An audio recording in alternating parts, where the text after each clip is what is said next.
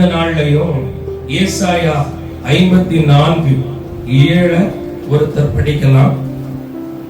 ஏசாயா, இமை பொழுது உன்னை கைவிட்டேன், ஆனாலும் உருக்கமான இரக்கங்களால் உன்னை சேர்த்து கொண்டேன். ஆண்டவர் சொல்றாரு, இமை பொழுது கைவிடப்பட்ட ஒரு அனுபவம் எல்லாருடைய வாழ்க்கையிலே அது வருவாருங்க. சிலருக்கு தெரியல, அதனால இமை பொழுது கைவிடப்பட்டது இந்த வார்த்தையே இந்த மாசம் ஃபுல்லா வருது. என்ன விஷயம் அப்படின்னா, இமை பொழுது கைவிடப்பட்ட அனுபவம் ஒருத்தருக்கு இருந்துச்சு. அது யாருக்குன்னா, ஆண்டவராகிய இயேசு கிறிஸ்துவுக்கு. அவருடைய 33 வயதுல கொல்கத்தா மேட்ல கல்வாரி சிலுவை மரத்துல 9ஆம் மணி வேளையில, என் தேவனே என் தேவனே ஏன் என்னை கைவிட்டீர் என்று ஏலி ஏலி லாமா சபக்தானி என்று உரத்த சத்தமா கூப்பிட்டார். 33 வருஷத்துல பிதா ஆளுகையில, பிதாவோட கண்காணிப்புல, குறிப்பா 3 வருஷம் இடைவிடாம பிதாவினுடைய ஆவியானவரால வழிநடத்தப்பட்ட இயேசு தன்னை அனுப்பின பிதாவால கைவிடப்பட்ட தருணம். ஆனா அது ரொம்ப நாள் நீடிக்கல, 3 நாள் மட்டும்தான். ஆனா மறுபடி பிதா இயேசுவை மரணத்திலிருந்து எழுப்பி உயிரோடு எழுப்பி வைத்தார். ஆமென். இது ஒரு எக்ஸாம்பிளா சொல்லலாம். பழைய நாட்கள்ல இந்த காயங்கள்லாம் பட்டுச்சுன்னா மயக்க மருந்து கொடுக்க மாட்டாங்க. பழைய காலத்துல வெட்டு காயம், கத்தி குத்து, கீழே விழுந்து சத பிளவுபட்டுட்டா அதை தைப்பதற்கோ அறுவை சிகிச்சை கொடுக்கிறதுக்கோ மயக்க மருந்து கிடையாது. அதுக்கு பிறகுதான் கண்டுபிடிச்சாங்க. அப்போ வலியில வச்சுதான் என்ன செய்வாங்களாம், ஆபரேஷன். அதனால நிறைய பேரும் மறித்தே போவாங்களாம். எதுல? கொடிய வலி. அவ்விதமாக ஒரு தகப்பன் தான் பிள்ளை மேல உயிர் பாசம், பெண் பிள்ளை கொஞ்சம் வளர்த்தவர், அவளுக்கு அடிபட்டுருச்சு, காயம் ஏற்பட்டுருச்சு. இப்போ வைத்தியர்கள் தைக்கணும். ஆனா அவ அப்பா கிட்ட இருந்தா எதையுமே சகிப்பா, எதையும் தாங்குவா. அப்பா சொன்னாங்களா, மகளே, நான் உன்னை மடியில படுக்க போட்டுறேன், நீ அப்பாவை பார்த்துக்கிட்டே இரு, அப்பா உன்னை பார்த்துக்கிட்டே இருப்பேன், நீ இந்த வலி அதுக்குள்ள மருத்துவச்சிகள் அதுக்கு தையல் போட்டுருவாங்க. அந்த மாதிரி நேரம் அப்பா பொண்ணை பார்த்துக்கிட்டே இருக்காரு. பொண்ணு வலியில அவளுக்கு தெரியல, அப்பா முகத்தை பாக்குறதுனால, அப்பா தன்னை பாக்குறதுனால வலி இருந்தாலும் வலிய வடால உணர முடியல மனசுக்குள்ள. கொஞ்ச நேரத்துல எதுக்கோ ஒரு காரியத்துக்கு அப்பா என்ன செஞ்சுட்டாரு, தான் கவனத்தை மகா கிட்ட இருந்து எடுத்து அந்த மருத்துவச்சிகள் என்ன செய்யறாங்கன்னு நாங்க பாத்துட்டாரு. உடனே அழறனாலாம், துடிச்சாலாம். என்ன பிள்ளை ஆச்சு அப்படின்னு கேட்கும் போது, அங்க பாக்காதீங்க, என்ன பாத்துக்கிட்டே இருங்க அப்படின்னு சொன்னாங்க. அந்த பிள்ளைக்கு அந்த தகப்பன் இமை பொழுது தான் முகத்தை திருப்பினது அவளுக்கு அலறி துடிக்கும்படியான வேளையா இருந்தது. இன்றைக்கு உங்க வாழ்க்கையிலையும் ஏசப்பா ஏதோ ஒரு காரியத்துல மௌனமா இருக்கலாம். நெடுங்காலமா இவங்க ரட்சிப்புக்காக ஜெபம் பண்றேன், மனம் திரும்புதலுக்காக ஜெபம் பண்றேன், இந்த ஆசீர்வாதத்துக்காக ஜெபம் பண்றேன், ஏசப்பா எட்டியே பார்க்க மாட்டேங்கிறாரு.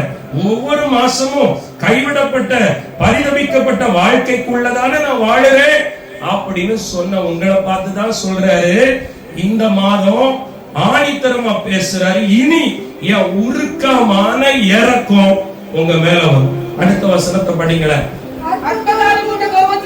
அற்ப காலம் மூண்ட கோபத்தினால் என் முகத்தை இமை பொழுது மறைத்தேன். போதும். இப்போ எல்லாரும் நினைப்பீங்க, ஏன் பிரதர் இயேசு கைவிட்டார், எதுக்கு முகத்தை மறைச்சாரு? நம்ம நிறைய நேரம் நினைக்கிறோம், நம்ம ஆசீர்வாதத்துக்கு தடை பிசாசு உண்மை இருக்கலாம், மனுஷங்க இருக்கலாம். ஆனா இந்த மாசம் இந்த வாரம் சொல்றாரு, அற்ப காலம் மூண்ட கோபத்தினால இமை பொழுது மறைச்சான, இனி அப்படி செய்ய மாட்டேன் அப்படின்னு சொல்றார். என் அன்பு தேவ பிள்ளையே, அப்படின்னு கோபம் இயேசுவுக்கு என் மேல, அதை பற்றி தான் இன்னைக்கு உங்களோட பேச போறார். அல்லேலூயா. நீங்க புரியும்படி வசனத்தை பைபிள் எல்லாரும் எடுக்கணும். இனி வரும் வசனத்தை நானே படிக்கிறேன். முதலாவது தலைப்புக்கு ஆதாரமா யார் கைவிடப்பட்டாங்க, ஏன் கோபம் அவங்க மேல ஆண்டவருக்கு வந்துச்சு, இன்னைக்கு அவங்க விஷயத்துல இருந்து ஆண்டவர் உங்களுக்கு என்ன கற்றுக் கொடுக்க போறார். லூக்கா 15ஆம் அதிகாரம் 11ஆம் வசனம் எல்லாரும் எடுத்து வச்சுக்கணும், எல்லாரும் எடுத்து வைக்கணும், எல்லாரும் கவனிக்கணும். நான் படிக்க நீங்க அதை கவனிக்கணும். லூக்கா 15:11. பின்னும் அவர் சொன்னது, ஒரு மனுஷனுக்கு 2 குமாரர் இருந்தார்கள். அவர்கள் இளையவன் தகப்பனை நோக்கி, தகப்பனே, ஆஸ்தியில் எனக்கு வரும் பங்கை எனக்கு தர வேண்டும் என்றார். அந்தபடி அவன் அவர்களுக்கு தன் ஆஸ்தியை பங்கிட்டு கொடுத்தான். சில நாளைக்கு பின்பு இளைய மகன் எல்லாவற்றையும் சேர்த்து கொண்டு தூர தேசத்துக்கு புறப்பட்டு போய் அங்கே துன்மார்க்கமாய் ஜீவனம் பண்ணி தன் ஆஸ்தியை அழித்து போட்டான்.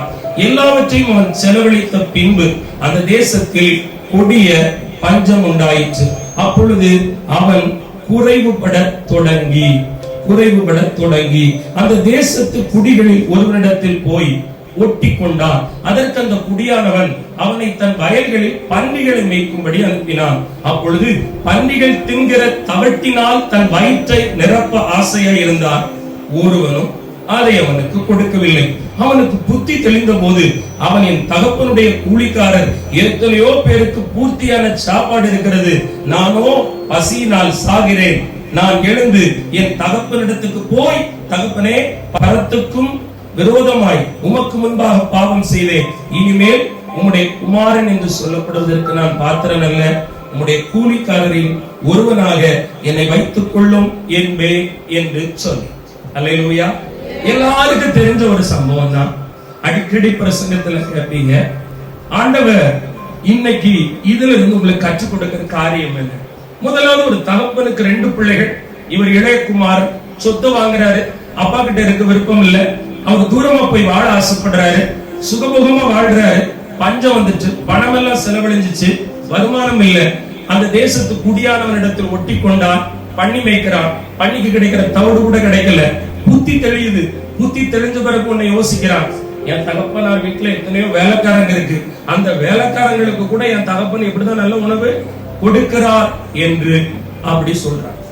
இது ஆண்டவர் உங்களோட பேசுறது என்னன்னா, இமை பொழுது உன்னை கைவிட்டேன், உருக்கமான இரக்கங்களால் சேர்த்து கொண்டேன் என்று சொன்னார். அற்ப காலம் மூண்ட ஒரு கோபம் உங்க மேல இருக்குங்கிறார். அது என்ன கோபம்னா, இந்த இளைய குமாரன் தகப்பனை விட்டு தூரம் போனது போல நீங்க ஒரு சில காரியத்துல அவரை விட்டு தூரமா இருக்கிறீங்க. நீங்க முழுவதும் தூரமா இருக்கல, அவர் எதிர்பார்க்கிற காரியத்திலிருந்து தூரமாக இருக்கிறீர்கள். அது என்னென்ன காரியம் அப்படிங்கறத தான் நாம் இன்னைக்கு தியானிக்க போகிறோம். அதை குறித்து தான் நம்மோடு கூட ஆண்டவர் பேச போகிறார். அல்லேலூயா, ஆமென் சொல்லுங்களேன். கர்த்தர் அவ்வளவு வல்லமை உள்ளவர், கர்த்தர் மகிமையானவர். இங்க எதனால எதை விட்டு நீங்க தூரமானீங்க? இந்த இளைய குமாரன் சம்பவத்துக்கும் உங்களுக்கும் என்ன? நல்லா கேளுங்க. யோவான் 15ஆம் அதிகாரம் 7ஆம் வசனத்தை ஒருத்தர் எடுங்க. யோவான் 15:7. நீங்கள் என்னிலும் என் வார்த்தைகள் உங்களிலும் நிலைத்திருந்தால் நீங்கள் கேட்டுக்கொள்வது எதுவோ அது உங்களுக்கு செய்யப்படும். ஹல்லேலூயா, ஹல்லேலூயா. நல்ல கவனிக்கணும். என் வார்த்தை உங்களில் இருந்தால் நீங்கள் கேட்டுக்கொள்வதெல்லாம் கிடைக்கும். இப்ப கைவிடப்பட்டவனா கைவிடப்பட்டவனா தேவ சமூகத்துல உட்கார்ந்து இருக்க காரணம் என்னன்னா, நீங்க ஆண்டவர்கிட்ட கேட்கிற ஏதோ ஒரு காரியத்தை கர்த்தர் கொடுக்கல. உங்க ஜெபம் ஒரு காரியத்துல கேட்கப்படல. கோபமா இருக்கிறாரு, முகத்தை மறைச்சிட்டாரு. கோபம்னா பழி வாங்குற கோபம் இல்ல, செல்லமான ஒரு கோபம். ஒரு ஆமென் சொல்லுங்க. நீங்க உங்க கணவன் மேல, பிள்ளை மேல கோபப்படுறத உங்களை அழிக்கிறதுக்கா இல்ல, அக்கறைக்காக. அப்படிதான் ஒரு கோபம். என்ன கோபம்னா, நல்ல கவனிங்க. இந்த இளையகுமாரன் பேசுறான். அப்பா கிட்ட போய், அப்பா எனக்கு சொத்தெல்லாம் கொஞ்சம் தந்துருங்க, எனக்கு வேணும், எனக்கு உள்ளதுன்னு வாயை திறந்து கேட்கிறான். இளையகுமாரன் தன் வார்த்தையை தகப்பன் கேட்க வேண்டும் என்று எண்ணினான். தகப்பன் கேட்டார், விருப்பத்தை நிறைவு செய்தார். இவன் யார்? தகப்பனுடைய வித்தில் பிறந்தவன், தகப்பனுடைய இரத்தத்தில் பிறந்தவன். நாம யாரு? ஏசப்பா இரத்தத்தால கழுவப்பட்டவங்க, பாவ மன்னிப்பு நிச்சயத்தை பெற்றுக் கொண்டவங்க. பழைய பாவத்துக்கும் மரித்திருக்கணும், புதிய மனுஷனா உயிர்ப்பிக்கப்பட்டிருக்கணும். இப்ப நாமும் கூட வார்த்தையினால ஆண்டவர்கிட்ட பேசுறோம். ஜெபம்னா நிறைய பிடிக்குது எல்லாருக்கும். சிலர் சொல்லுவாங்க, பிரதர் மெசேஜ் குறைங்க, நிறைய பிரேயரை கொண்டு வாங்க. என்னது கொண்டு வாங்க? பிரேயர் கொண்டு வாங்க. எதுக்கு? இயேசுவ கூட பேசணும். எப்படிலாம் பேசுறோம்? அந்நிய பாஷை பேசி, வசனத்தை சொல்லி, கருத்தா சொல்லி, அவரை இறங்குற மாதிரி, ஆண்டவரே பாவம், ஆண்டவரே என்னெல்லாமோ கேட்கிறோம். குடும்பத்துக்காக கேட்கிறோம். வேலையை தாங்க, படிப்பை தாங்க, கற்பத்தின் கனியை தாங்க, எல்லாத்தையும் அவர் தர. ஆனா எல்லாத்தையும் அவர்கிட்ட வார்த்தையால சொல்ற நீங்க அவர் வார்த்தைப்படி செய்யலன்னு மனஸ்தாபப்படுகிறார். அல்லேலூயா, ஆமென் சொல்லுங்க.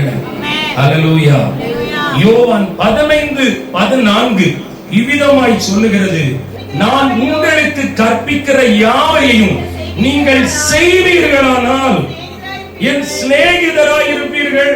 கர்த்தர் ஒவ்வொரு முறையும் ஆலயத்துல கொண்டு போய், இப்படி கூட்டத்துல கொண்டு போய், சில யூடியூப் பிரசங்கியார்கள் மூலம் சில போதனைய, சில உபதேசத்தை, சில சத்தியத்தை ஏசப்பா கற்றுக் கொடுக்கிறார். நம்ம கை கொள்றோமா? அதன்படி 100க்கு 100 வாழ்ந்திருக்கிறோமா? அல்லேலூயா. நாம அதை கொஞ்சம் கவனிக்கணும். என் அன்பு தேவ பிள்ளையே, வீட்டுக்குள்ள போய் என்ன கவலைப்படுவோம்? பிரபுகிரி ஒரு கூட்டத்துக்கு போறேன், நல்ல சபைக்கு போறேன், என் வீட்டுக்குள்ள ஏதாவது ஆசீர்வாதம் இருக்கா? ஆண்டவர் இன்னைக்கு கேட்கிறாரு, உங்க வீட்டுக்குள்ள கர்த்தருடைய கற்பனை இருக்கா? கட்டளை இருக்கா? அந்த கட்டளை எழுதி தொங்க போட்டிருக்கீங்களா? அந்த கற்பனை கட்டளைப்படி நீங்க இருக்கிறீங்களான்னு ஆராய்ஞ்சு பார்த்திருக்கீங்களா? உங்க கணவர் இருக்கிறாரா? உங்க மகா உங்க வாழ்க்கை இல்ல. அப்ப வசனத்தை கை கொள்ளாம வீட்டுக்குள்ள அழுக்கு மூட்டை மாதிரி கவலை மூட்டையை கட்டி தலையில வச்சிருக்கீங்க. என்ன மூட்டை? கவலை மூட்டை, வருத்தத்தின் மூட்டை. அப்படியே டன்னா இருக்கு. அது நல்ல வார்த்தையா இருக்கு. ஆண்டவரை பார்த்தா 4 கேள்வி நேர்ல கேட்டுருவேன். ஆண்டவருக்கு ஒரு கேள்வி கேட்க அவர் பார்த்தாலே நம்ம போயிருவோம், தூர போய் நரகத்துக்கு போயிட வேண்டியது. ஆண்டவர் எதிர்பார்க்கிறார், வார்த்தையை கேட்கல, வசனத்தை கை கொள்ளல, கட்டளைப்படி வாழல. புதிய ஏற்பாட்டுல 2 கட்டளை கொடுத்தார். பிரதான கட்டளை, உன் தேவனிடத்தில் முழு உள்ளத்தோடு பலத்தோடு அன்பு கூறுனார். உன்னிடத்தில் அன்பா இருப்பது போல பிறனிடத்தில் அன்பு கூறுனார். ஆண்டவரை தேடும் போது எப்படி தேடுறோம்? சொக்கி போய் தேடுறோம். பலத்தை காட்டுறோம் இல்ல, பாட பலன் இல்ல, முழங்கால நிக்க பலன் இல்ல, எழுப்பி விட்டா நிக்க பலன் இல்ல, உபவாசம் இருக்க பலன் இல்ல. அவர்கிட்ட அன்பு கூறுறோம் சொல்ல முடியுமா? ஒரு ஆமைன்னு சொல்லுங்க. நீங்க கேக்குறீங்க, அன்பா இல்லாமையா இந்த வெயில்ல ஆண்டவரை தேடி வந்தேன், அன்பா இல்லாமையா 1/2 மணி நேரம் ஆத்துமாக்களுக்காக ஜெபித்தேன். உங்க கேள்வி நியாயமானதுதான். யோவான் 14ஆம் அதிகாரம் 23ஆம் வசனம் நான் படிக்கிறேன், எல்லாரும் எடுங்க. யோவான் 14:23. இயேசு அவனுக்கு பிரதியுத்தரமாக, ஒருவன் என்னில் அன்பாயிருந்தால் அவன் என் வசனத்தை கைக்கொள்ளுவான், அவனில் என் பிதா அன்பாயிருப்பார், நாங்கள் அவனிடத்தில் வந்து அவனோடு வாசம் பண்ணுவோம். கர்த்தர்கிட்ட அன்பா இருக்கிறேங்கிறதுக்கு அடையாளம் ஆராதனை மட்டும் இல்ல, பாட்டு மட்டும் இல்ல, ஜெபம் மட்டும் இல்ல, ஸ்தோத்திரம் மட்டும் இல்ல, இப்படி கூட்டங்களுக்கும் ஆலயத்துக்கும் போய் கலந்து கொள்வது மட்டுமல்ல. இதெல்லாம் தேவை. ஆலயத்தை கட்டி கொடுப்பதோ ஊழியங்களை தாங்குவது மட்டும் ஆண்டவர்கிட்ட அன்பு கூறுவேன் என்று கணக்கு காட்ட முடியாது. நீங்க உண்மையான அன்போட இருந்தா அவர் வார்த்தையை கை கொள்ளுவீங்களா? ஒரு ஆமீன் சொல்லுங்க. உங்க பைபிள் எல்லாம் வாங்கி பார்க்கணும். வாங்கி பார்த்தா நிறைய கோடு போட்டிருப்பீங்க, ரோடு போட்டு வச்சிருப்பாங்க சில பேர். அந்த கோட்லயும் ரோட்லயும் என்ன இருக்கும்? ஒன்ன அதிசயத்தை காண பண்ணுவேன், உனக்கு ரெட்டிப்பான நன்மைய தருவேன், உன் சத்துருவின் தலைய உடைப்பேன். இதுலதான் நோட் பண்ணி இருப்போம். ஆனா வீட்டுக்கு ஒரு பொருளை வாங்கிட்டு வரோம் வைங்க, அந்த பொருளை விட ஒரு செல்போன் அல்லது ஒரு ஃப்ரிட்ஜை வாங்கிட்டு வந்தா அது ஒரு கேட்டலாக்னு ஒரு புக் இருக்கும். அதை எப்படி பயன்படுத்தணும்னு அதுல எழுதி இருக்கும். அதுல எழுதப்பட்டபடி பயன்படுத்தினாதான் அந்த பொருளை உபயோகிக்க முடியும். சில பொருளை தண்ணியில போட்டுறக்கூடாது, சில பொருளை கீழே போட்டுறக்கூடாது. அப்பதான் ஃப்ரிட்ஜை சுதந்திரிக்க முடியும். ஒன்னு அதிசயத்தை காண பண்ணுவேன், ரெட்டிப்பான நன்மையை தருவேன். அதை வாங்கி வச்சுட்டா அது அற்புதம் நடக்காது. அதை உபயோகிக்க அதுக்கு முன்னாடியும் முன்னாடியும் அதை எப்படி பயன்படுத்தணுங்கிற கட்டளை இருக்கும், நிபந்தனை இருக்கும். அதை பயன்படுத்தினா தான் ஆசீர்வாதம். ஆமென், ஹல்லேலூயா. தீமையை விட்டு நன்மை செய், அப்பொழுது நீ பிழைத்திருப்பாய். அப்ப பிழைச்சிருக்கணும் என்ன செய்யணுமா? தீமையை விடணும், நன்மை செய்யணும். தீமை எது?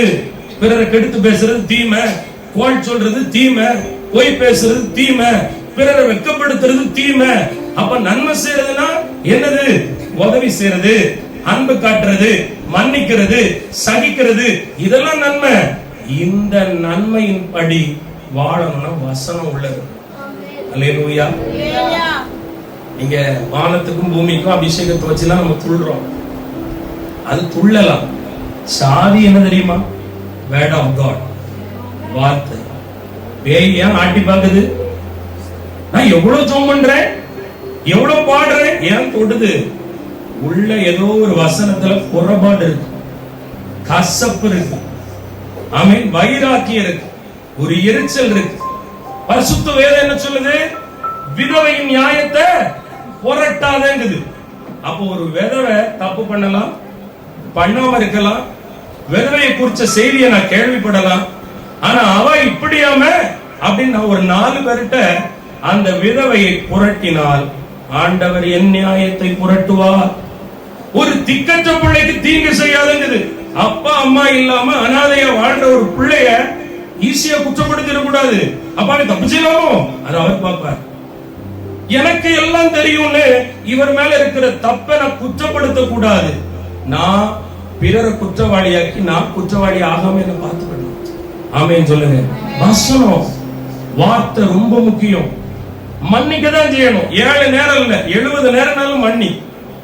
இப்போ நம்ம வீட்டு ரோஜா பூ, பிச்சு பூ, மல்லிப்பூ, முருங்கைப்பூ பக்கத்து வீட்டுக்கு போகுது, வேப்பம் கொப்பு போகுது. அவங்க என்ன செய்வாங்க? முறிப்பாங்க. அப்ப நமக்கு எங்க வலிக்கும்? இங்க வலிக்கும். நீங்க வளர்த்த மரம், தண்ணி ஊத்தி உரம் போட்டு வளர்த்த மரம், ஆனா உடைச்சாங்களே அந்த அக்கா, அவங்களுக்காக இயேசு என்ன செஞ்சிருக்காரு தெரியுமா? ரத்தம் சிந்தி இருக்கிறார். அல்லேலூயா. தன் ஜீவனை கொடுத்திருக்காரு.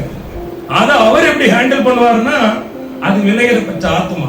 நம்ம என்ன சொல்லுவோம்? அவன் ஒரு காலம் திருந்த மாட்டான். ஆனா ஆண்டவர் முடிவு பரியந்தமும் வாய்ப்பு கொடுப்பார். ஒருத்தரும் கெட்டு போக கூடாது. ஒரு அல்லேலூயா சொல்லுங்க. அப்போ ஒரு சத்துரு சண்டைக்கு வந்தாலும் நம்ம வசனத்துல தான் நிக்கணும், வார்த்தையில தான் நிக்கணும். வார்த்தையை விட்டு தூரம் போயிட்டோம். இன்னைக்கு சபை ஃபெயிலியருக்கு காரணம், ஊழிய தோல்விக்கு காரணம். ஏன் கூட்டம் கூட்டமா கூட்டத்துக்கு வரீங்க? ஆரம்பத்துல நடந்த அற்புதம் இப்ப நடக்காம இருந்ததுக்கு காரணம் இயேசுன்னு வாயில வருது, பாட்டு வருது, ஸ்தோத்திரம் வருது, கற்பனை உள்ள இல்ல, கட்டளை உள்ள இல்ல, வசனத்துக்கு நடுங்கும் நடுக்கம் இல்ல, வசனத்துக்கு பயப்படும் பயம் இல்ல. வசனம் சொல்லுது புறங்கூறாத, ஆமென், கோள் சொல்லாத, வார்த்தை சொல்லுது பெருமைப்படாத, பொறாமப்படாத. சத்துரு வருவான், நீ ஜெபம் பண்ணு, ஆமென் சொல்லுங்க, மன்னி மர வசனத்துல நீ நெல்லு அப்படின்னு ஆண்டவர் சொல்றார். ஒரு அல்லேலூயா சொல்லுங்க. சத்தமே வரல, வராதுன்னு எனக்கு தெரியும். ஒரு ஆமென் சொல்லுங்க. இதுக்கா இவ்வளவு தூரம் வந்தேன்னா, இத கடைபிடிக்காத யாருக்கு எந்த ஊருக்கு உலகத்துக்கு போனாலும் அற்புதம். ஆமென். அவர் எப்போ உங்ககிட்ட வர முடியும்? முதல்ல வார்த்தை உங்களுக்குள்ள இருந்தா. உங்ககிட்ட எல்லாம் வார்த்தை இருக்கு. என்ன வார்த்தை தெரியுமா? நான் எப்படி பருப்பு குழம்பு வைப்பேன் தெரியுமா? நான் எப்படி சாம்பார் வைப்பேன் தெரியுமா? நான் இந்த பிரச்சனை எப்படி செய்வேன் தெரியுமா? நாங்கிற உங்க டயலாக்ஸ் உள்ள இருக்கு. என் கஷ்டத்தை கொஞ்சம் நான் சொன்னேன் வை, நீ ஓடியே போயிடுங்க பாரு அப்படின்னு உங்களை பற்றி சொல்ற டயலாக் இருக்கு. ஆனா வசனத்தை சொல்ல யார் இருக்கா? வார்த்தையை சொல்ல யார் இருக்கா? வசனம் மட்டும்தான் சாத்தான ஓட விடாக்கா. வசனத்துக்கு மட்டும்தான் பிசாசு நடுங்குவான். ஜெபத்தை குற்றப்படுத்தல வேணும், ஆவியானவர் வேணும். ஆனா அடிப்படை வசனம் தான், வார்த்தை தான். வார்த்தையை படிச்சாதான் யாருன்னு தெரியும். நீங்க வார்த்தையை படிக்கும் போது வாக்க மட்டும் தேடி பொறுக்காதீங்க.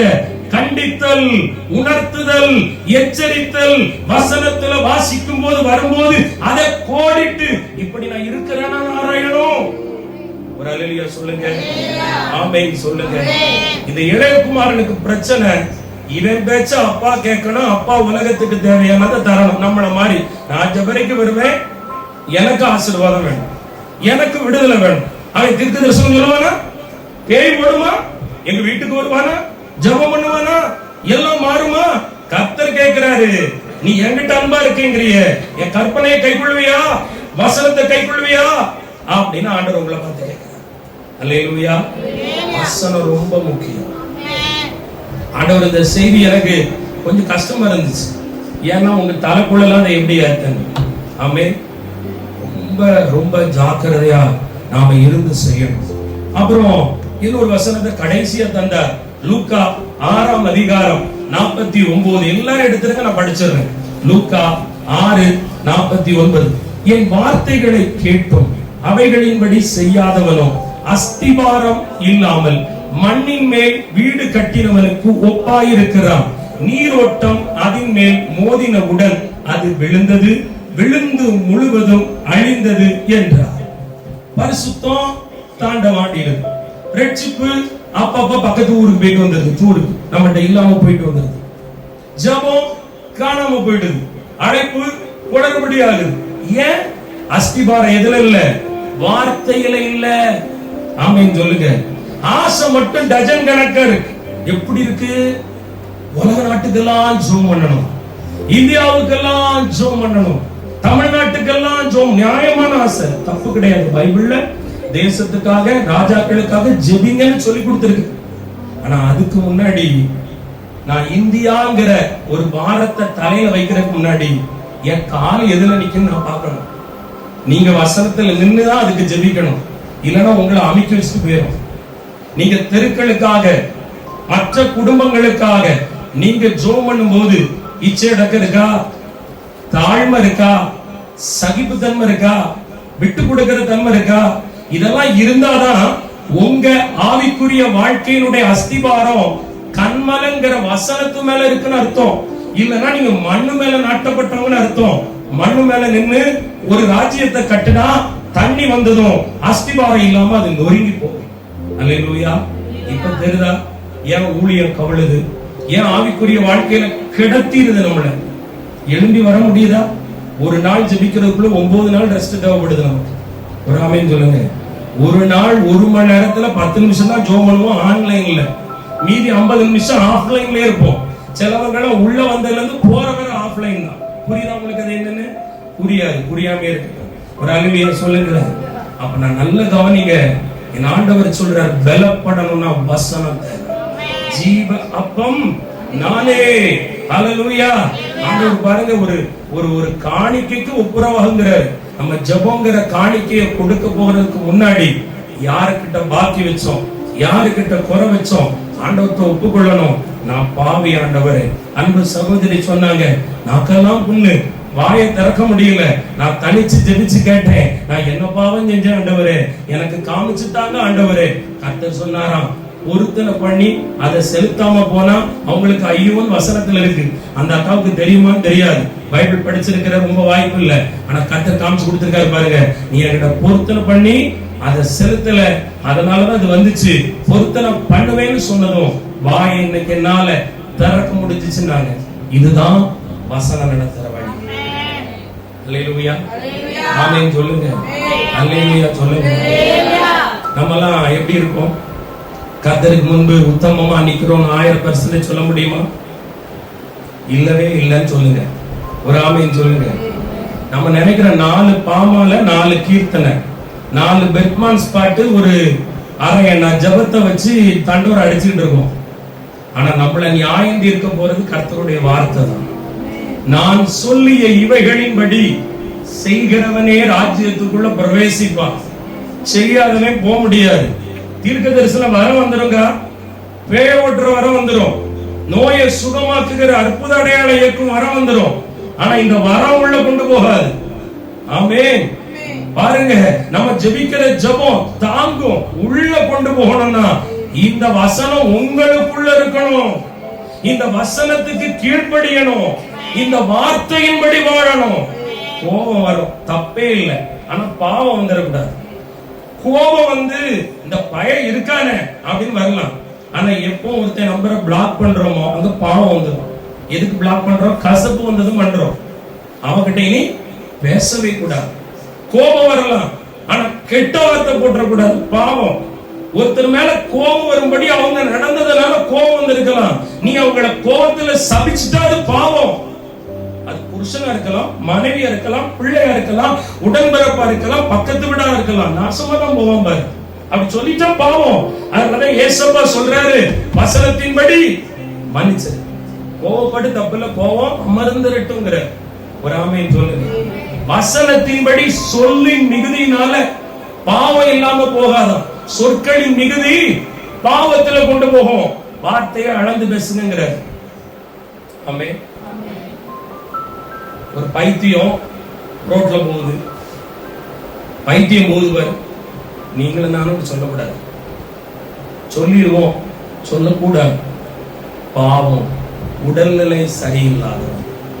நம்ம சொல்லும் போது சில அடையாளப்படுத்தும் போது சில குடும்பத்தை, அந்த வீட்டுல ஒரு பைத்தியம் உண்டுல, அந்த பைத்தியக்கார வீட்டு பையன் அப்படி சொல்லுவோம்.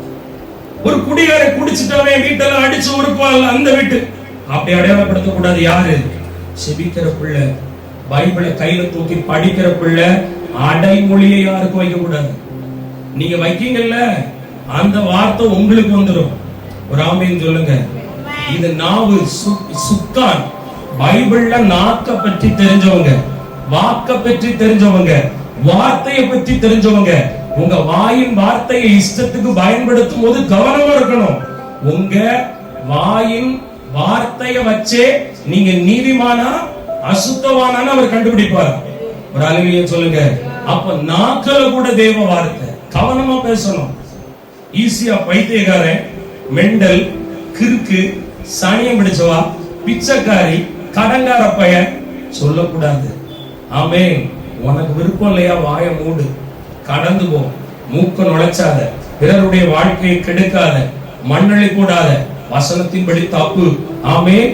கர்த்தர்னு இயேசுன்னு சொல்லிட்டு ஊர்ல போற சாக்கடையெல்லாம் உள்ள வச்சுட்டு இருந்தோம்னா ஒரு நாள் உங்க மேல ஆண்டவர் எனக்கும் காட்ட மாட்டார். நீங்க இறங்கினா உங்களுக்கு இறங்குவார். ஏழைக்கு இறங்குகிறவன் கர்த்தருக்கு கடன் கொடுக்கிறான். ஏழையை நிந்திக்கிறவன் வேற வேலை இல்ல, கை காலம் உனக்கு நல்லதானே இருக்கு, ஓடும் அப்படின்னு அவனை ஓட விட்டா அவன் உன்கிட்ட பிச்சை கேட்டுட்டான். உங்ககிட்ட கேட்கிறவனுக்கு முகம் கோணாதன்னு இருக்கு. நீ 50 ரூபா கொடுக்க வேண்டாம், 2 ரூபாயாவது கொடுத்து அனுப்பிடு. அவன் அந்த 2 ரூபாயில குடிக்கானோ வெடிக்கானோ அது அவன் கணக்கு கொடுத்துட்டு போறான். ஆனா அவன் வசனத்தின்படி உன்கிட்ட வந்துட்டான், நீ கொடுத்து அனுப்பிடு. அவனை நம்ம ஓரம் கட்டணும், கேவலமா பார்த்தோம், சீப்பா பார்த்தோம்னா நம்ம நல்லாதான் இருப்போம். ஒரு காலம் வரும்போது நம்ம பிள்ளைகளை உலகம் சீப்பாக்கும்படி நடக்கும். ஏன்னா எதை விதைக்கிறோமோ அதைத்தான் அறுப்போம். கர்த்தர் சொல்றாரு, கர்த்தருடைய வார்த்தையை விட்டு விலகாது. கர்த்தருடைய வார்த்தைக்கு பயந்து சுருக்கமா பேசுங்க. கர்த்தருடைய வார்த்தைக்கு பயந்து பயத்தோட நடுக்கத்தோட பேசுங்க, பழகுங்க. அதைத்தான் ஆண்டவர் விரும்புகிறார். அல்லேலூயா. இன்னைக்கு நீங்க ஒரு தீர்மானம் எடுக்கணும். சொன்ன வசனத்தெல்லாம் மனசுல ஏற்றி வச்சு ஹோம்வொர்க் பண்ணுங்க. வீட்டு பாடம் எழுதுற மாதிரி போய், ஆண்டவர் இன்னைக்கு என் கூட என்ன பேசினாரு, நான் வசனத்தை விட்டு தூரமா இருக்கிறேன், என் மேல அவர் துக்கப்பட்டு அதனாலதான் நான் உன் மேல கோபமுட்டு என் முகத்தை மறைச்சிருக்கேன், நீ கைவிடப்பட்டிருக்கான்னு பேசினாரு. வசனத்தின்படி எங்க தவறுனேன், கற்பனையை போய் பாருங்க, கற்பனையை போய் பாருங்க. அங்க அன்பு இருக்கா, இச்சையோட பிறருடைய யாதொன்றையும் இச்சையாதுங்கிறார். இன்னைக்கு வீடு கட்டுறதே இன்னொருத்தர் வீட்டை பார்த்துதான் கட்டுறோம். இப்படிதான்ப்பா நம்மளும் கிச்சனை கட்டணும் அப்படின்னு ஒரு பால்காய் வீட்டுல போய் ஆமென் அந்த வீட்டை இச்சிக்கிறோம். அது கூட பைபிள் படி தப்புதான். அழகா இருக்குன்னு ரசிக்கலாம், ஆசீர்வதிக்கலாம், வாழ்த்தலாம். ஆனா உங்களுக்கு எது செட் ஆகுமோ நீங்க அதை விரும்பி எசப்பாட்ட கேட்கணும். ஒளிஞ்சு பிறருக்கு இதே மாதிரி வாங்கணும், இதே மாதிரி வாங்கணும்னா முடிஞ்சு போயிடும். ஒரு அல்லேலூயா சொல்லுங்க. போதும் என்ற நல்மனதோடு வாழ்வதும் வசனத்துக்கு உட்பட்ட வாழ்க்கை. ஆமே. நீங்க எப்பவும் அப்படியா இருக்கும் நம்ம வீட்டுல, எனக்கு இன்னும் அது இல்லை, இன்னும் இது இல்லை, கர்த்தர் நம்மள இன்னைக்கு வர நல்லாதான் வச்சிருக்கிறாரு அப்படின்னு சந்தோஷமா நினைக்கணும். நம்ம உயிரோடு இருக்கிறோம், சாப்பிட்டு இருக்கிறோம், நடந்து இருக்கிறோம், நமக்கு நல்ல கூடாரத்தை கொடுத்திருக்காரு, ஆலயத்தை கொடுத்திருக்காரு, மெய்ப்பனை கொடுத்திருக்காரு, ஊழியர்களை கொடுத்திருக்காரு, ஆண்டவரை தேடணுங்கிற வாஞ்ச கொடுத்திருக்காரு. எத்தனை கோடி பணம் இருக்கிறவங்க ஆண்டவரை தேடணும்னு நினைக்கிறாங்க, அந்த எண்ணம் உங்களுக்குள்ள இல்லவே இல்லை. ஆனா உங்களுக்கும் எனக்கும் கொடுக்கப்பட்டிருக்கு கிருபையால. ஒரு அல்லேலூயா சொல்லுங்க. எத்தனை கோடி பணம் கிடைச்சாலும் தேவ சமூகத்துல உட்கார்ந்து அவரை பாடி அவர்கிட்ட ஆராதிச்சு அவர்கிட்ட ஜெபம் பண்ணி அவர் வார்த்தையை கேட்கிற அனுபவம் எல்லையும் வராது. ஒரு அல்லேலூயா சொல்லுங்க. அவ்வளவு நல்லது. வசனத்துக்கு நேரம் திரும்ப ஆண்டவர் சொல்ல, நீ எங்க நிக்கிறா, கண்மலை மேல நிக்கிறியா, அப்பதான் பேய் அடிக்க முடியும். பிசாசுக்கு எதிர்த்து நிக்கிறேன் மண்ணு மேல கட்டிட்டு நின்னா அவன் தள்ளும் போது சரிந்து போய் விடுவோம். நம்ம எல்லாம் தெரிஞ்சிடும். சோ வசனம் வசனம் வசனம், நடை, உடை, பேச்சு, ஊழியம், பழக்கம், வழக்கம், சுபாவம் எல்லாம் வசனத்துக்கு ஒத்து வாழும்படி வசனம் உங்ககிட்ட எதிர்பார்க்கிறத, வார்த்தை மூலமா தேவன் உங்ககிட்ட எதிர்பார்க்கிறத நீங்க கொடுக்க ஆரம்பிச்சா கர்த்தர் உங்களுக்கு கொடுப்பார். அல்லேலூயா, ஆமென் சொல்லுங்க. இந்த கடைசி காலத்துல ஏசப்பா அற்புத அடையாளங்கள் கொடுத்து டக்கு டக்குன்னு ஜனங்களை திருப்புற காலம் இல்லை. கொடுத்துடலாம், நம்ம ஓடி போயிருவோம் திருப்பி. அவன் பாருங்க ஆரம்பத்துல அப்பாங்கிற உரிமையில போய் எல்லாத்தையும் கேட்டிருக்கான். கேட்ட உடனே ஓடல, கொஞ்ச காலம் கழிச்சுதான் போயிருக்கான் பாருங்க. ஒரு ஆமேன் சொல்லுங்க. அப்பா கிட்ட கிடைக்கிறவர் தான் இருந்தான். வாங்கின பிறகு அவனுக்கு அப்பா நமக்கு அட்வைஸ் கொடுப்பாரு, கட்டளை போடுவாரு. இவர் வார்த்தைப்படி வாழக்கூடாது, என் சுய புத்தியின்படி வாழணும்னு வெளியே போனா மாட்டிக்கொண்டான். அல்லேலூயா. அன்பு தேவ பிள்ளையே, இளைய குமாரன் மேல இருந்த ஒரே ஒரு பெரிய காரியம், அவன் வார்த்தையை விட்டு தூரம் போனது. இரண்டாவது, எதை விட்டு நீங்க தூரமா போனீங்கன்னு ஆண்டவர் இன்னைக்கு சொன்னார்னா, மத்தேயு 15:8 படிங்க. மத்தேயு 15ஆம் அதிகாரம். எல்லாரும் எடுத்துக்கோங்க, முன்னாடி படிங்க. இந்த ஜனங்கள் தங்கள் வாயினால் என்னிடத்தில் சேர்ந்து தங்கள் உதடுகளினால் என்னை கனமண்ணுகிறார்கள், அவர்கள் இருதயமோ எனக்கு தூரமாய் விலகி இருக்கிறது. ஆண்டவர் இரண்டாவது சொல்றாரு, இளைய குமாரனை ஏன் உங்க முன்னாடி நிறுத்தினார் தெரியுமா? நீங்க வாங்குறதெல்லாம் ஏசப்பட்ட வாங்கிட்டீங்க. இப்ப எங்க இருக்கீங்க? இருதயத்திலிருந்து தூரமா இருக்கீங்களா? ஆனா வாய் எங்க இருக்கான்? ஏசப்பட்ட தான் இருக்கான். உதடு எங்க இருக்கு? ஆண்டவர் தான் கனம் பண்ணுது. எப்படி? கர்த்தர் நல்லவர், கர்த்தர் கிருபை உள்ளவர், கர்த்தருக்கு ஸ்தோத்திரம், கர்த்தர் வர போறாரு, எல்லாரும் மனம் திரும்புங்க. வாய் அழகா ஆண்டவர் பேசுது. ஆனா ஏசப்பா எதை பாப்பார் தெரியுமா? அழகா பாடுற உதடுகளை மட்டும் இல்ல, கருத்தா ஜெபிக்கிறவங்கள மட்டும் இல்ல, அழகா ஆண்டவர் சொல்றாரு. நீங்க கவனிங்க, நானே படிக்கிறேன். 1 சாமுவேல் 16ஆம் அதிகாரம் 7ஆம் வசனம். 1 சாமுவேல் 16:7. கர்த்தர் சாமுவேலை நோக்கி, நீ உன்னுடைய முகத்தையும் உன்னுடைய சரீர வளர்ச்சியை பார்க்க வேண்டாம், நான் இவனை புறக்கணித்தேன். மனுஷன் பார்க்கிறபடி நான் பாரேன். மனுஷன் முகத்தை பார்ப்பான், கர்த்தரோ இருதயத்தை பார்க்கிறார். அக்கா, அம்மா, கூட்டத்துக்கு வரலாம், சர்ச்சுக்கு போலாம், பாடலாம், ஊழியம் செய்யலாம், எல்லாம் செய்யலாம், உதடுகளால ஆண்டவரை வர்ணிச்சுக்கிட்டே இருக்கலாம்.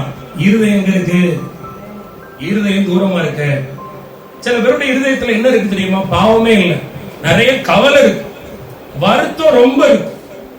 அதுவும் இருக்க கூடாது. அன்னாள் நிந்திக்கப்பட்டதுனால துக்கப்பட்டு இருதயத்துல கவலை வச்சிருந்தான். புருஷன்கிட்ட போறா, அவனால அவளை ஆற்றவே முடியல. சொன்னா எல்லார காட்டிலையும் 10 மடங்கு உனக்கு நான் அன்பை தாரேன், என்ன தாரேன், டைம் ஸ்பெண்ட் பண்றேன். திருப்தி அடைய முடியல, அவ்வளவு கவலை. ஆனா எங்க போய் லகுவாக்கனா? தேவ சமூகத்துல போய். இப்படி கூட்டத்துக்கு போகல, இருதயத்தை திறந்துனா ஊற்றுனா, பின்பு அவள் துக்க முகமாய் இருக்கல, இருதயம் சுத்தமாயிடுச்சு. இருதயம் எப்படி இருக்கணும்? கவலைப்படாத இருதயமா இருக்கணும். மத்தேயு 15:18 விதமாய் சொல்லுகிறது. மத்தேயு 15:18, வாயிலிருந்து புறப்படுகிறவைகள் இருதயத்திலிருந்து புறப்பட்டு வரும், அவைகளே மனுஷனை தீட்டுப்படுத்தும். ஆண்டவர் சொல்றார், டக்குன்னு பேசிடுவோம். எதுக்கு? கொஞ்சம் ஞானம் வேணும். ஜோமன்ற நிறைய பேரை நான் பாக்குறேன், அட்வைஸ் கொடுக்கறது கூட கவனமா கொடுக்கணும். 4 பேர் முன்னாடி யாரையும் வாரக்கூடாது. அவங்க அந்த இடத்துல அவமானப்படும் போது அவங்களுக்கும் இருதயம் இருக்கு, தப்புன்னு சொல்லக்கூடாது. ஞானம்.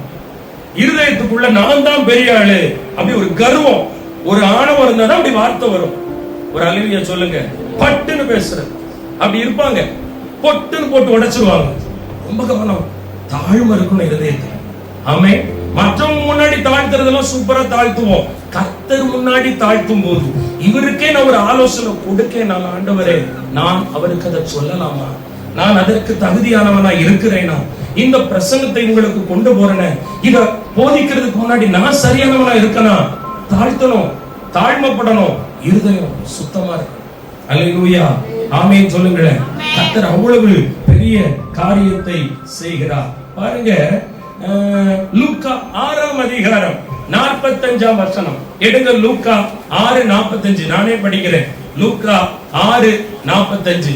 நல்ல மனுஷன் தன் இருதயமாகிய நல்ல பொக்கிஷத்திலிருந்து நல்லதை எடுத்து காட்டுகிறான்.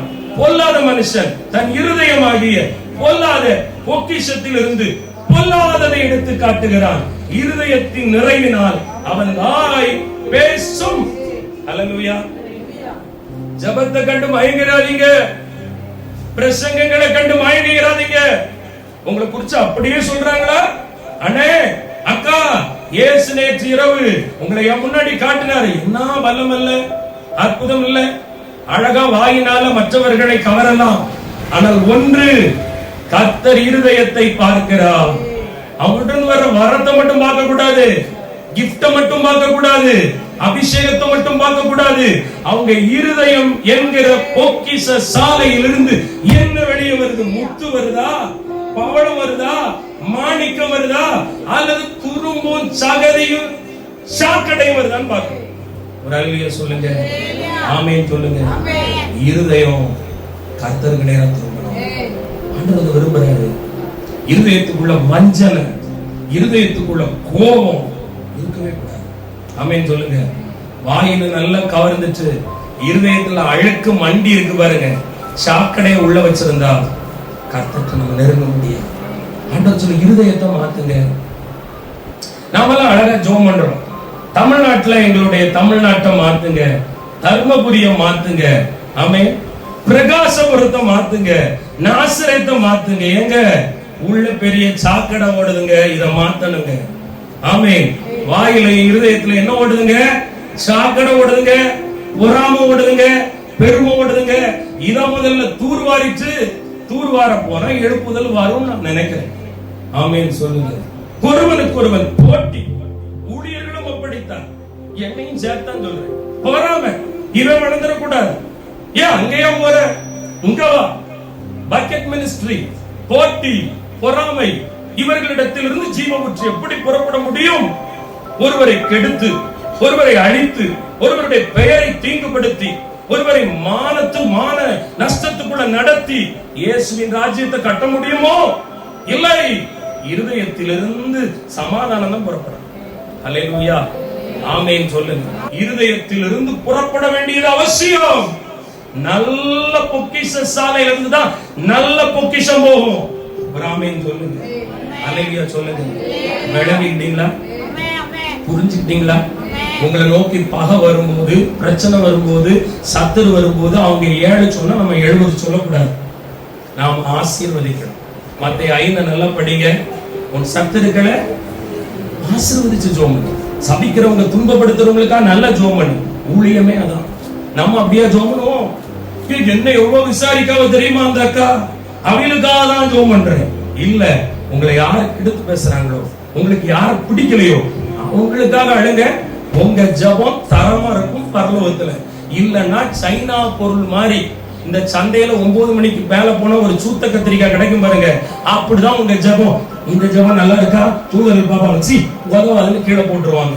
ஆனா மத்தேயு 5 படி சத்தியத்தை கடைபிடித்து, சத்தியத்தின்படி சத்துருவை மன்னித்து, அவன் மேல் உள்ள சாபம், மூர்க்கம், கோபம், வெறி எல்லாவற்றையும் எடுத்து போட்டு, ஆண்டவர் படாதையே நம்ம பட்டுட்டோம் அப்படின்னு அதை தட்டி விட்டுட்டு போய், இயேசுவே என்ன சொல்றவன ஆசீர்வதிங்கப்பா, நல்லா இருக்கணும்பா அப்படின்னு சொல்லி பார்த்தா, காலையில 9 மணிக்கு காய்கறி கடைக்கு போனா எப்படி தளதளன்னு கத்திரிக்காவும், வெண்டைக்காவும், பீட்ரூட்டும், கேரட்டும் மெழுகு போல இருக்குமோ அப்படி உங்க ஜெபம் ஏசப்பா பார்வைக்கு அழகா இருக்கும். உங்கள் பக்கம் சேருவார், கோபத்தை மாற்றுவார். அந்த பிள்ளை ஜெபத்தை கொண்டு வா, அந்த பிள்ளை கிட்ட நான் போட்டோம் அப்படின்னு ஒரு அல்லேலூயா சொல்லுங்க. நம்ம குணத்தெல்லாம் அழுக்காக்கிட்டு ஜெபத்தை அழகாக்க பாக்குறோம். புரியுது உங்களுக்கு? நாம உள்ள இருக்கிற வாழ்க்கையெல்லாம் அழுக்காக்கி வச்சுட்டு, கண்டையாக்கி வச்சுட்டு, உடைச்சு வச்சுட்டு, ஜெபத்தை மட்டும் கருத்தா, அப்பா பிதாவே, அன்பான இயேசுவே, அருமை இரட்சகரே, பரிசுத்த என்னத்தை தான் சொன்னாலும் அவருதான். ஆனா உங்ககிட்ட அவர் சேரணும் தான் வாசம். புருஷனுக்கு கீழ்ப்படியணும்னா வசனம் கீழ்ப்படிஞ்சுதான் வந்துட்டார், போச்சுட்டார். கீழ்ப்படிய வழி இல்ல, மன்னிக்கணும் வசனம், ஒப்புரவாகணும் வசனம். பிரதர், இந்த என்ற ஒரு ஆள் கேட்டாங்க, எல்லாரையும் மன்னிக்கணுங்கிறீங்க. நான் சொல்றேன், பாவிய மன்னிக்கலாம். ஒருத்தருடைய பாவம் ஒருத்தருக்கு எடுத்தா அது பாவம். இப்ப நான் குடிக்கிறேன், என் குடி என் உடம்ப கெடுத்தா அது பாவம். ஆனா குடிச்சிட்டு இவரை திட்டுறேன், இவர் வண்டியை உடைக்கிறேன், கீபோர்ட தாக்குறேன், இது துன்மார்க்கத்தனம். நான் சொல்றேன், உங்களை அழிக்கிறவங்க, உங்களை கெடுக்கணும்னு நினைக்கிறவங்க அவங்க கிட்ட பேச வேண்டாம், ஆனா மன்னிச்சிருங்க, விலகிடலாம். ஏன்னா துன்மார்க்கனுடைய ஆலோசனைக்கு போயிடாத, பாவி வழியில உட்காராத, ஞானம் வேணும். வசனத்தை வச்சு ஜெபம் பண்ணுங்க, வசனம் உங்களுக்கு ஆலோசனை கொடுக்கும். அல்லேலூயா. காரணம், வசனத்தை அனுப்பி குணமாக்குகிற கர்த்தர். அல்லேலூயா. போர் அடிச்சுட்டு பிரதர் விட்டுறீங்களா அப்படின்னு நீங்க கேட்கிற மாதிரி. அல்லேலூயா. ஏன் தெரியுமா? உங்களுக்கு நல்ல காலம் பிறக்குது, நல்ல காலம் பிறக்குது. இமை இப்பொழுது கைவிடப்பட்ட மகளே சேர்த்து கொண்டார்.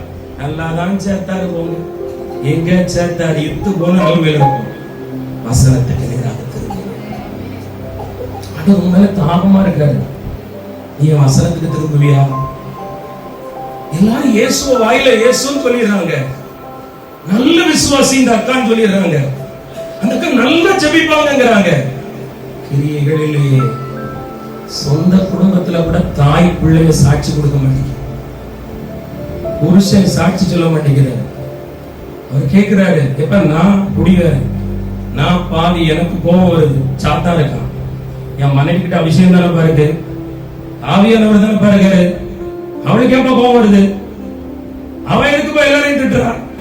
சாட்சி கொடுத்து பாத்தீங்களா? நமக்கு கொடுக்கப்பட்ட ஆவியானவர் பொங்கி எழுவதற்காக அல்ல, நமக்குள்ள இருக்கிற ஆவியானவர் அடக்கதான் செய்வார். எனக்கு தான் கோபம் வரும், ஆனா நான் கோபப்பட்டா நியாயமாயிருமா? என் கோபத்துல நியாயம் இருக்கலாம், ஆனா பரலோகத்துக்குன்னு ஒரு நியாயம் இருக்கு, அது நம்ம விட்டு கொடுத்து போகணும்னு தான் இருக்கு. ஆமே. ஏன் தெரியுமா? உன்னையும் கொண்டு வரல, உன்னையும் கொண்டு போக போறதும் இல்ல.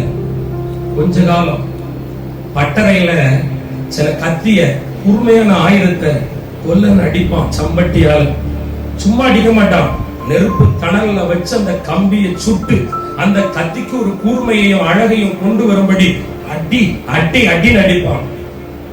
அந்த பட்டை என்ன செய்யும் தெரியுமா? அதை வாங்கிவிடும்.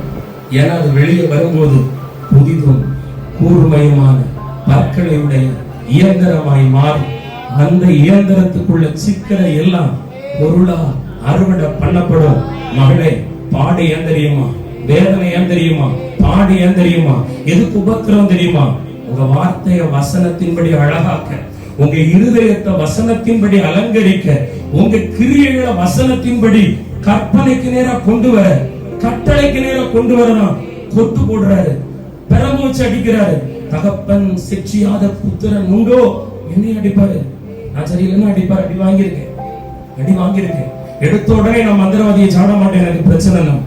நான் எங்க விழுந்தேன், எங்க நான் தவறினேன், அங்க நான் பாவி ஒத்துக்கொள்ளுங்க. நிறைய பேரு நீங்க ரொம்ப உங்களை பெர்ஃபெக்ட் மாதிரி காட்டாதீங்க. நான் குப்பை, நான் தூசி, வசனத்தின்படி வாழல. நீங்க கரெக்டா வாழலாம், அவங்க கரெக்டா வாழ்ந்துருவாங்க. ஆமென். ஹல்லேலூயா. பைபிள் படிச்சீங்களா? எத்தனை பேர் காலைல பைபிள் படிச்சீங்க? உண்மையா கை தூக்கலாம். சரி, ஓகே. நிறைய பேர் படிக்கலாம், படிக்காத டிக்கெட்டுக்கு தான் போர் அடிக்கும். நான் மறுபடியும் சொல்றேன், வசனத்தை புறம்பாக்கிக்கிட்டு அக்கா அக்கா பாடுறது வேஸ்ட். திருப்பிங்க இந்த பிரதர் யாரையும் பயன்படுத்த மாட்டேங்காரு, யாரையும் பாட விட மாட்டேங்க. பொறாம வருது இல்ல? ஒருத்தர் பாடும்போது பொறாம வருது, ஒருத்தர் ஜபத்துக்கு வந்துட்டா பொறாம வருது, ஒருத்தர் முன்னேறிடுவாங்கன்னு பொறாம வருது. பிறகு உருப்படுவோம். அது ஏன் வருது? வசனம் உள்ள இல்லாம வருது. வார்த்தை உள்ள இருந்தா எப்படி வரும்? எப்படி இருக்கும்? பெருந்தன்மை உள்ள இருக்கும். வார்த்தை உள்ள இருந்தா நம்ம பின்னாடி இருக்கணும்னு நினைப்போம், முன்னாடி இருக்கணும்னு நினைக்க மாட்டோம். ஒரு அலையிலேயே சொல்லுங்க, ஆமா, என்ன முன்னாடி வைக்கல, எனக்கு பெயர் கொடுக்கல. ஆண்டவர் தாழ்மை உள்ளவர்கள் நம்மளை பார்க்க. வசனத்துக்கு நேரம் திரும்புங்க. பரலோகத்துக்கு உங்க சொந்த நீதி, உங்க சொந்த நியாயம், நீங்க பட்ட பாடலாம் கொண்டு போகாது. வசனம் மட்டும்தான் கொண்டு போகும். வசனம் மட்டும்தான் அம்மா கொண்டு போகும். நான் பிரசங்கிச்சதெல்லாம் வசனத்துல ஒரு பிட்டு கூட இல்ல, ஓரமா சின்ன நுனிப்புள்ளதான் மேஞ்சு உங்களுக்கு போட்டிருக்கேன். இன்னும் வசனத்துல நடுப்பகுதி இருக்கு, மைய பகுதி இருக்கு, ஆழம் இருக்கு, வேறு இருக்கு. உள்ளெல்லாம் போனோம்னா நீங்க ஆபரேஷன் தியேட்டர்ல அனஸ்தேசியா கொடுத்த மாதிரி மயக்க நிலைக்கு போயிருவீங்க. ஏன்னா பலன் இல்லை. ஒரு ஆமென் சொல்லுங்க. உங்க வாழ்க்கை வசனத்துல இல்லாம ஊழியம் செய்ய ஆசைப்படாதீங்க. வசனத்தின்படி சகிக்க முடியாதவங்க, பொறுக்க முடியாதவங்க, பிரஸ்டீஜ் பாக்குறவங்க, எங்க ஊழியம்னா என்னங்க கிடைக்கும்? எனக்கு பூமாலை கிடைக்கும் நினைக்கிறீங்களோ? செருப்பு மாலை வேணா போடுவாங்க. உங்களை மாதிரி 90 பேர் என்ன ஆதரிச்சா 900 பேர் வெளியே கழுவி ஊத்ததான் செய்வாங்க.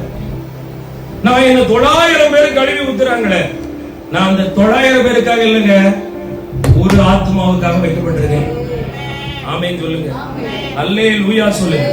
வசனத்தின்படி சபை மாறணும். சபைக்குள்ள பிரிவினை, ஜெப வீட்டுக்குள்ள பிரிவினை, ஒரே ஐக்கியத்துக்குள்ள பிரிவினை. நீயா நானா, அவனா அவளா, இவரா இவரா, ஏன் வருது?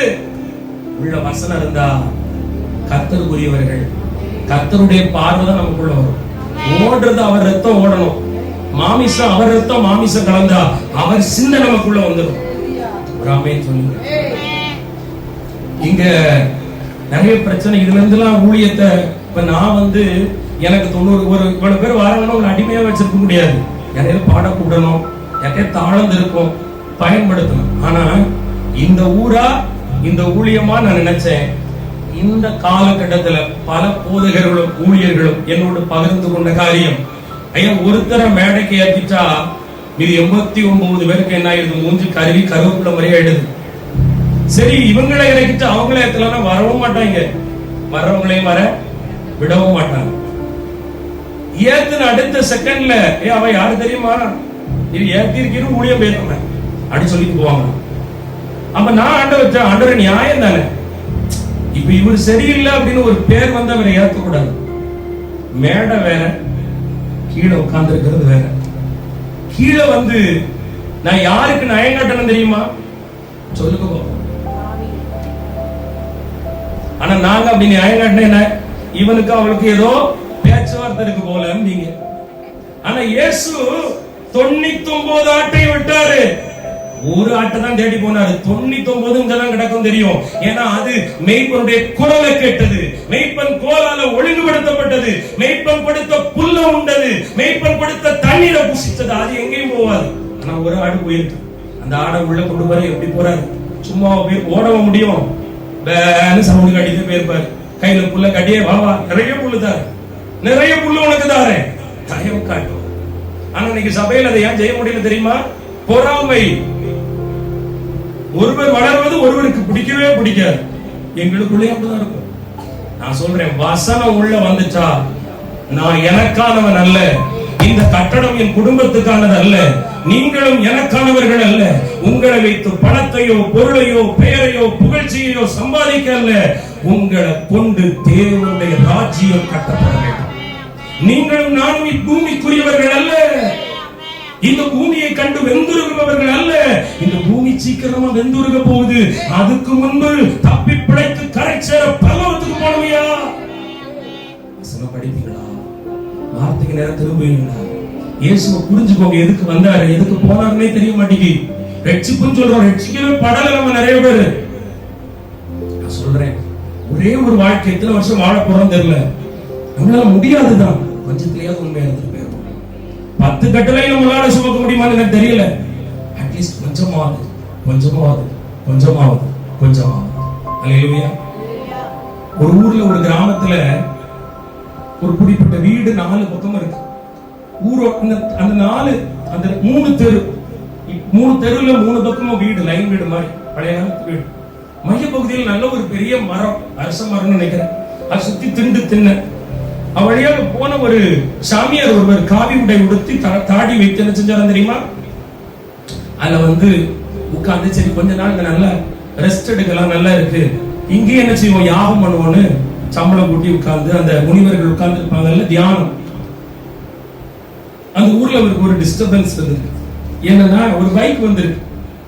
பைக் வரும்போது என்னடா டிஸ்டர்பா இருக்குன்னு கண்ணை திறந்து ஒரு கண்ணை திறந்து பார்த்திருக்காரு. யாரு? முனிவர். யாரு?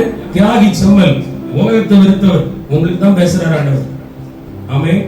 அவர் கண்ணை தூக்கி பார்த்திருக்காரு. ஒரு புருஷன் போற போல அந்த வீட்டுக்குள்ள. கொஞ்ச நேரம் கழிச்சு அந்த பைக் போயிருக்கு, மற்றொரு பைக் வந்திருக்கு.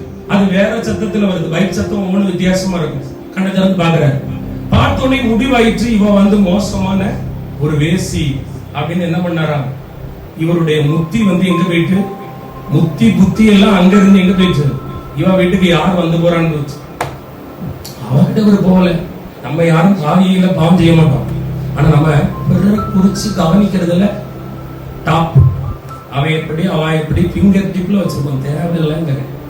அவர் உடனே கல் குவியல் எடுத்து வச்சு ஒரு நாளைக்கு எத்தனை பைக் வந்து போகுதோ ஒரு வட்டம் போட்டு கல்லு தூக்கி போட்டு இருந்திருக்க. ஒரு நாளைக்கு எத்தனை பைக் சத்தம் வித்தியாசம் போறத கல்லு தூக்கி போட்டுட்டே இருந்தாங்க. கல்லு குவியல் ஆயிடுச்சு. திடீர்னு கல்லு போடுறது நின்று போச்சு. காரணம் பைக் வரல. பைக் வரல. இவர் அப்படியே முத்தி பெற்று புத்தி பெற்றா மறைச்சு போறாரு. செத்த உடனேயும் இவர் எங்க போறாரு, மோட்ச நரகம் ஒண்ணு இருக்குல்ல, அங்க போயிருக்காரு. அங்க போனா உனக்கு இடம் கிடையாதுன்னு. திடீர்னு இவர் உள்ள பார்த்தா, இவர் ஒருத்திய கணக்கு போட்டுட்டு இருந்தாரு, எத்தனை பேர் உள்ள, அவன் உள்ள இருக்கான. பார்த்தாரா, டென்ஷன் ஆயிட்டாரா. ஏய், என்ன இது நியாயம்? நான் வாழ்க்கையை வெறுத்து துறவியாயி காவி உடுத்தி நான் இப்படி உட்கார்ந்து நான் உட்கார்ந்து இருந்தா என் கண்ணு முன்னாடி கிட்டத்தட்ட 200-300 உருப்படிக்கு மேல உள்ள போயிட்டு வந்திருக்க ஆட்கள் எப்படி வா பரலோகத்துக்குள்ள வர முடியும்? அப்போ அங்க உள்ள தூதன் சொன்னானா, உள்ள போயிட்டு வந்தது மட்டும்தான் உனக்கு தெரியும். அதுக்கப்புறம் அவளுக்கு என்ன நடந்துச்சு தெரியுமா? ஒரு விதவை வயிற்று பிழப்புக்காக போனா, அதற்காக அவளுக்கு கேன்சர் வியாதி வந்துச்சு வயிற்றுல. அது நுரையீரலாம் பரவிச்சு. அலர்னா, துடிச்சா, கத்துனா, சாமி தெரியாம தப்பு செஞ்சுட்டேன், என்ன மன்னிச்சிருங்கன்னு சொல்லி அவ விபச்சார பாவத்தை அவ உயிர் உடம்புக்குள்ள இருக்கும் போதே மன்னிப்பு கேட்டு மனம் திரும்பி வந்துச்சு. ஆனா நீரு என்ன பாவம் செஞ்சது தெரியுமா? புத்தி பெற்று புத்திய சரியாக்கிற நேரத்துல குற்றப்படுத்தினீரே. அந்த பாவத்துக்கு உன் சரீரத்தில் உன் ஜீவன் இருக்கும் பொழுது மன்னிப்பு கேளாததனால் நீர் நரகத்துக்கு போகிறீங்க. குற்றவாளியா இருக்காதீங்க. உங்க கண்ணுல உத்தரத்தை வச்சுட்டு பிறருடைய கண்ணுல இருக்கிற துரும்ப பார்த்து தூசி இருக்குன்னு சொல்ல நீ யார்? கவனம். கர்த்தர் கவனித்துக் கொண்டிருக்கிறார். கர்த்தர் பார்த்து கொண்டிருக்கிறார். உண்மையா தப்பு செய்யறவங்களை கூட குற்றப்படுத்தாத. பாவம் மனம் திரும்பட்டும், மன்னியும் சொல்லி கேளு. அதுக்குதான் உங்களை என்னைய வச்சிருக்காரு. அதுக்குதான் வேதத்தை நமக்கு கற்றுக் கொடுத்திருக்காரு. ஆமென் சொல்லுங்க. அப்படி எழும்பலாமா? ஒரு நிமிடத்தில் ஜெபித்து முடிக்க போகிறேன். நான் சொல்றேன், இந்த வசனம், இந்த வார்த்தை பாதிக்கு வெளிச்சமா இருக்கும்.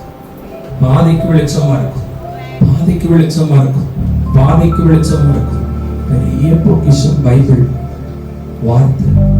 போய் பேசாதீங்க. பைபிள் சொல்லுது போய் பேசாத. யார்ட்டையும் போய் பெருமை பேசாதீங்க. கர்த்தர் சொல்ற பெருமை உள்ளவனுக்கு எதிர்த்து இருக்கிறார் வசனம் சொல்லுது. ஆமென். எந்த இடத்துல கோபப்பட்டா கோபத்துல கெட்ட வார்த்தை போட்டுறாத, சபிச்சிடாத, கோபத்துல தண்டிச்சிடாதீங்க. ஒரு பட்டணத்துல பிரசங்கம் பண்ணி கொண்டிருந்த, பெரிய பட்டணம், சென்னை பட்டணத்திலிருந்து அந்த பட்டணத்துக்கு 3 மணி நேரம் பிரயாண காலம். பெங்களூர் பட்டணத்தில் செய்து கொடுத்துக் கொண்டிருக்கிற ஒரு ஆவிக்குரிய சபையில் செய்தியை கேட்பதற்காகவே பெங்களூரில் உள்ள ஒருவர் நோட்டீஸை பார்த்து, எனக்கு கொஞ்சம் தான் வர தெரியும், எங்க வந்திருக்காரு, அவர் இங்க பெங்களூருக்கு வந்திருக்காரு, ரயில் ஏறி. ஆண்டவர் பேசுறாரு செய்தியில. தீர்க்க தரிசனமா இல்ல, நான் தீர்க்க தரிசனம் இல்ல, கசப்பை குறிச்சு பேசும்போது சொன்னார், நீ நல்லா பைபிள் படிக்கிற, 10 வருஷத்துக்கு மேல பிள்ளை கிட்ட பேச மாட்டேங்கிறீங்க, பொண்டாட்டிட்ட பேசுறது எத்தனையோ பேர் இருக்கீங்க. சின்ன கோபத்துல அவங்க மன்னிப்பு கேட்டும் மன இறங்கல, ஆனா நீ தேவனை ஆராதிக்கிறியே, எப்படி ஆண்டவர் ஒன்னை ஏற்றுக்கொள்வாரு? கூட்டம் முடிந்தது. அறைக்கு வந்தார். அண்ணே, என் 2வது மகா இந்த பெங்களூர்ல தான் கட்டி கொடுத்திருக்கேன். அண்ணன் வீட்டுக்கு தான் வந்து போவேன், என் மகா வீட்டுக்கு போக மாட்டேன். 10 வருஷம் ஆச்சு அவட்ட நான் பேசி. கல்யாணத்துக்கு முன்னாடியே பேச்ச நிறுத்திட்டேன். எதுக்கு அவன் இழுத்து பேசிட்டாளாம் அப்பாவை. ஆனா அதுக்கு காலில் விழுந்த பிறகு மன்னிப்பு கேட்டாலாம். மன்னிக்கவே இல்லையா அவரு. அது பாவனே அவருக்கு தெரியல பாருங்க. எப்படி நான் கஷ்டப்பட்டு பெத்தேன் வளர்த்தேன் என்ன சொல்லுவேன்னு மூர்க்கமா இருந்துகிட்டாராம். ஆனா அன்னைக்கு அந்த செய்தியில அவர் தொடப்பட்டு, நான் என் பிள்ளை வீட்டுக்கு போயிட்டு போறேங்கிறாரு. 10 வருஷமா பெங்களூர் போறவரு மகா வீட்டுக்கு போக மாட்டாரா? நான் சொல்றேன், எத்தனை பேர் அப்படி உள்ள இருக்கீங்க? புருஷன்கிட்ட பேசுறீங்க, ஆனா அவன் எனக்கு எப்பவும் செத்து போயிட்டான், சும்மாதான் அவனை பேசுறேன் நீங்க நினைக்கிறீங்களா? தப்பு. அந்த கோபத்தை எடுத்து போடுங்க. வசனம் உள்ள வந்தா வியாதி வெளியே போகும், பாடு வெளியே போகும். உனக்கு விரோதமா யாரும் என்னமோ செஞ்சுட்டு போட்டோம், நீ உயிரோட தானே இருக்க, உன் பிராணன் கர்த்தர் கையில இருக்கு. ஆண்டவர் நீங்க அழகான ஒரு வசனம் நான் படிக்கும் போது வாசித்து வந்தேன். வானத்தையும் பூமியையும் படைக்க முடியாத எந்த கடவுளும் ஒண்ணுக்கும் உதவாதுன்னு எரேமியா தீர்க்கதரிசன புத்தகத்துல நம்ம ஆண்டவர் வானத்தையும் படைச்சு பூமியையும் படைச்சு நம்மையும் படைச்சு உயிரை கொடுத்து இன்னைக்கு வர வாழ வைக்கிறவர் கேவலம் கல்லுக்கும் மண்ணுக்கும் மரத்துக்கும் பிசாசுக்கும் அது முன்னாடி போய் செய்யணும் மந்திரத்துக்குமா உன்னை ஒப்பு கொடுக்க போகிறார். கர்த்தர் பெரிய காரியத்தை அவர் அப்படியே செய்வார், அவர் அப்படியே செய்வார். எல்லாரும் இருக்கிற இடத்துல ஆண்டவரே ஸ்தோத்திரம் அப்பா, ஸ்தோத்திரம் அப்பா, கிருபை இறங்கட்டும், கிருபை பலமா இறங்கட்டும். ஜெபம் பண்ணுங்க. வசனத்தை அனுப்பி குணமாக்குவார். இன்னைக்கு வசனத்தை விட்டு தூரம் போக மாட்டேன்னு சொல்லுங்க. வார்த்தையில நிப்பேன். நம்பர் 2, இருதயத்துக்குள்ள விபச்சாரம் புறப்படும், காம விகாரம் புறப்படும். பரிசுத்த வேதம் சொல்லும் பொழுது இருதயத்தில் சுத்தம் உள்ளவர்கள் பாக்கியவான்கள், அவர்கள் தேவனை தரிசிப்பார்கள். நீங்க ஆண்டவரை பார்க்கணுமா? உங்களை கர்த்தர் பார்க்கணுமா? இருதயத்தை கழுவுங்க. சொல்லுங்க முதல்ல, என் இருதயத்துல எழுப்புதல் வரட்டும், என் இருதயத்துக்குள்ள அக்னி போடப்படட்டும், என் இருதயத்துல மனம் திரும்புதல் போடப்படட்டும், என் இருதயத்துல உணர்வு போடப்படட்டும், என் இருதயம் சத்தியத்துக்கு உட்படட்டும். கேட்டீங்களா? என் இருதயம் கர்த்தருக்கு பயப்படணுமே, என் இருதயம் கர்த்தருக்கு நடக்கணுமே. என் இருதயத்துல உலக கவலை இல்ல. யாரோ உங்களை ஏதோ சொல்லிட்டாங்கன்னு அந்த கவலையை உள்ள வச்சிருக்கீங்களா? சிஸ்டர் வேண்டாம், பிரதர் வேண்டாம். வார்த்தை எடுத்து இருதயத்துல வை, வசனத்தால இருதயம் நிரப்பட்டும். கர்த்தர் பெரிய காரியத்தை செய்வேன் என்று வாக்கு கொடுக்கிறார், விடுதலை கொடுத்து கொண்டிருக்கிறார். சில கட்டுகள் உடைய ஆரம்பிக்கிறது. இயேசுவின் நாமத்தினால உனக்கு சுகம், இயேசுவின் நாமத்தினால விடுதலை. ஒரு தெளிந்த புத்தியை கொடுத்து அனுப்புறாரு. உன் மகா மேல கூட உனக்கு கசப்பு வேண்டாம், கர்த்தர் உன்னோட தான் பேசுறாரு. மன்னிச்சிரு. கர்த்தர் யாவற்றையும் உனக்காக செய்து முடித்திருக்கிறார். சகலமும் அது நன்மைக்கு ஏதுவாகவே விளங்கும். நிச்சயமா முடிவு உண்டு. உன் நம்பிக்கை வீண் போகாது. அல்லேலூயா. அன்பு ஸ்திரியே, உன் புருஷனை அவன் இப்படி செஞ்சதுனாலதான் இப்படி பாடுபடுகிறான் என்று எண்ணாத. தோள் கொடு, செபத்துல உன் முழங்கால கொடு, ஆறுதல் உன்னால பெருகும்படி ஜெபி. என்னத்தை கொண்டு வந்துட்டு என்னத்தை கொண்டு போற? எவ்வளவு நாள் வாழ போற? இவ்வளவு காலம் வாழ்ந்துட்ட, இனி கொஞ்ச காலம் நேசர் வருகைக்காக காத்திருக்கும்படி இனி வசனத்தை விட்டு நான் விலக மாட்டேன். அல்லேலூயா. நல்ல ஜெபம் பண்றீங்க, நல்ல அபிஷேகத்துல நம்புறீங்க. யாரை கண்டாலும் உங்களுக்கு பிடிக்கலையா? உங்களுக்கு இன்னும் டைரக்ட் ஃபைட் எல்லாம் இல்ல, உங்களுக்கு விரோதமா அவங்க ஒண்ணும் பண்ணல, ஆனா உங்களை கண்டா உங்களுக்கு பிடிக்க மாட்டேங்குது. கர்த்தர் சொல்றாரு, வேண்டாம், எனக்காக யாவையும் சகிச்சுக்கோ. கசையடி உனக்காக, காயமெல்லாம் உனக்காக, ரத்தமெல்லாம் உனக்காக, ஜீவனெல்லாம் உனக்காக தந்தன. எனக்காக உன் சுயத்தை தூக்கி குப்பையில போட்டுற மாட்டியா? எனக்காக என் வசனத்தை வார்த்தையை உனக்குள்ள வச்சிட மாட்டியா? நீ வச்சு பாரு, உன் மூலமா கர்த்தர் பெரிய காரியத்தை செய்வான். ஒரு அழைப்பு உங்க மேல இருக்குங்கிறாரு, ஒரு தெரிந்து கொள்ளுதல் உங்க மேல இருக்குங்கிறாரு, ஒரு வெளிப்பாடு உங்க மேல இருக்கு. எதை குறிச்சு பயப்படாம கர்த்தர் கற்றுக் கொடுத்த 2 காரியம்.